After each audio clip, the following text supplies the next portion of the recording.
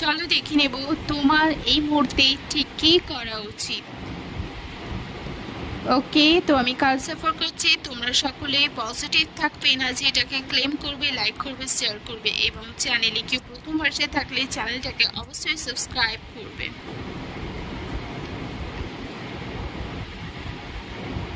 ওকে, তো তোমার এই মুহূর্তে নিজে যা কিছু পাস্ট আছে প্রথমত সেগুলোকে রিলিজ করা উচিত এবং তোমার ছোটোবেলায় যত সুন্দর সুন্দর স্মৃতি রয়েছে সেগুলোকে নিয়ে খুশি থাকা উচিত। তার সাথে সাথে তোমার বন্ধু বান্ধবের সঙ্গে তোমার কোথাও ঘুরতে যাওয়া উচিত বা কথাবার্তা বলা উচিত এবং নিজের হাত চক্রটাকে অ্যাক্টিভ করা উচিত, হিল করা উচিত।